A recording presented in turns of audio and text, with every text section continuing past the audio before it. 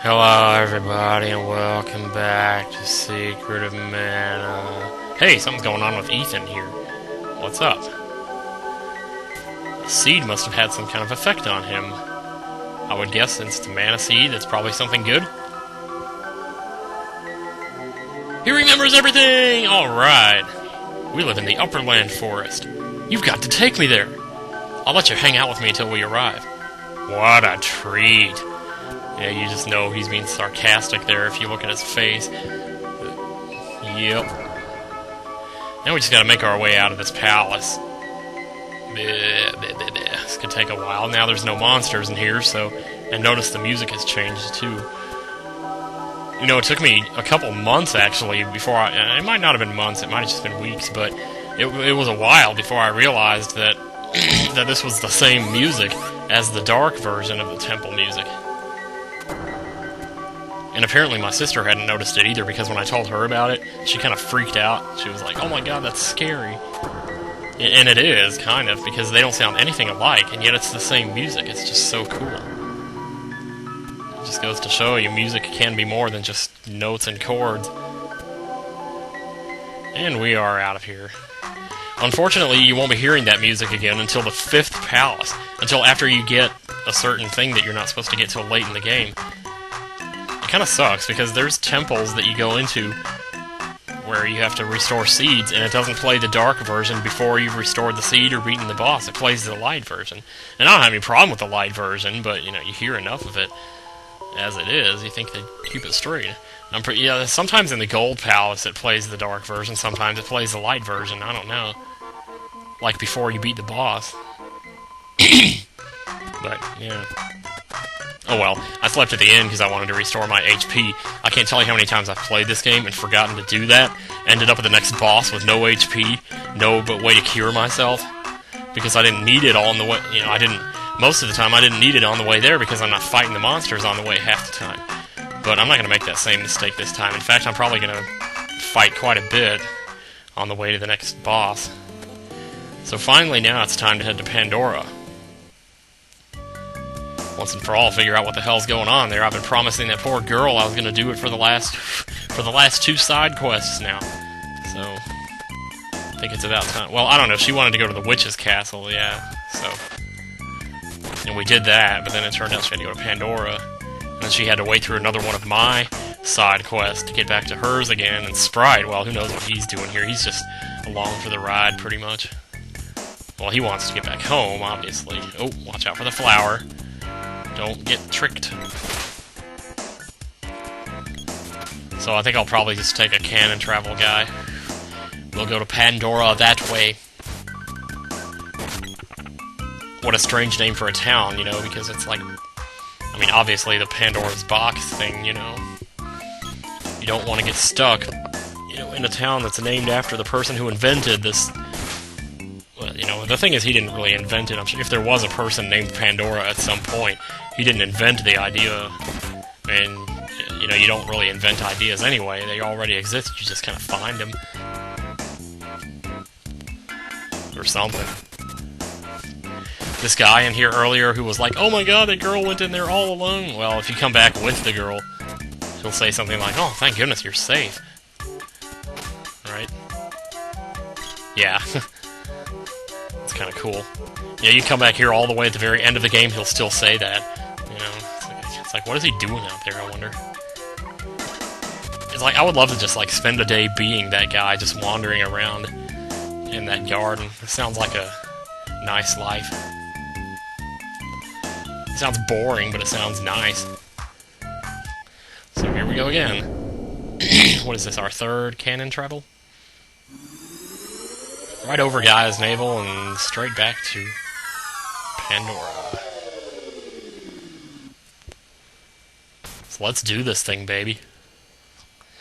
Now, none of these people in this town are going to talk to you, but there's one, this girl down here in the south. She happens to be friends with your girl, so she disappeared. Let's check out the ruins down there. Like, instantly, you know exactly what to do.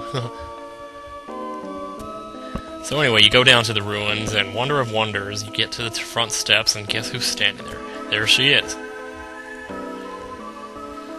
I'm going on a one-way trip. Pretty neat, huh? Come on, Fana, snap out of it. She's like, shut up, and she bitch slaps her, and she goes inside. Michelle's like, Fana, and that is a crazy name, you know. It's like, isn't there a boss named Fana later, spelled differently? Or is that Fauna? Oh my god, you want to know the most annoying commercials in the world are those Fanta commercials, where they're like, wanna Fanta, wanna, or something. I'm telling you, I could shoot them, or something. You know, it's like, I think at one time I had a dream about the girls in that video, and and ever since then I just can't stand them. I can't stand girls who dress scantily as it is. It's just so egotistical. I don't know how you get turned on by that. I mean, it's not that I'd beat off to Eskimos or something, but, you know, I mean, seriously. I don't know. Well, if you look on the cover of Elle now, well, that magazine's probably about to expire, but, you know, I've been passing that cover at work every day, and every time I look at it, that girl on the front looks so hot. And for the longest time, I thought it was Avril Lavigne. It turns out to be, like, Mary-Kate Olsen or Ashley or one of them. So, it's like, how in the world do you tell them apart these days? Jeez. It's like, I don't even know what Avril Lavigne looks like anymore, because I thought she used to be brunette, and now she's blonde, and, you know, if you had told me 5 years ago that I would think Avril Lavigne was hot, I would have said, that's gross. But, here we are, and, well, she's really come around. Anyway, so that, and I thought it was her on the cover of that magazine for the longest time. So I was about to buy the magazine just for that cover, because she looks so... Anyway! Well, I forgot to tell you about the, when we first came in here, we were fighting those zombies, and they were being spawned by that floating tomato man. Well, you can't actually hit that tomato man with a regular attack. You might have noticed that. You have to charge your weapon to actually hit him. And I'm actually going to give Michelle the axe, because she'll do a lot better with that than with the whip. Plus, the axe is one of our forged weapons now, so it's at level 2. Whip won't be getting to level 2 for a while, but it's one of the first weapons that it gets to level 3, so that's cool. And here we go. Monsters in here give great experience, so feel free to take your time. Go ahead and charge up and try to get this guy. It's really tricky, though, is you won't always hit him, and even if you do get the attack off, you can't guarantee that he's not going to cast a spell or something like that right there and protect himself from your hit, because you can't hit him when he's flashing like that. So sometimes he'll screw up and he'll cast his defender spell on you instead of the zombies by accident, so you get kind of a little bonus there. It's kind of nice. So let's try that again.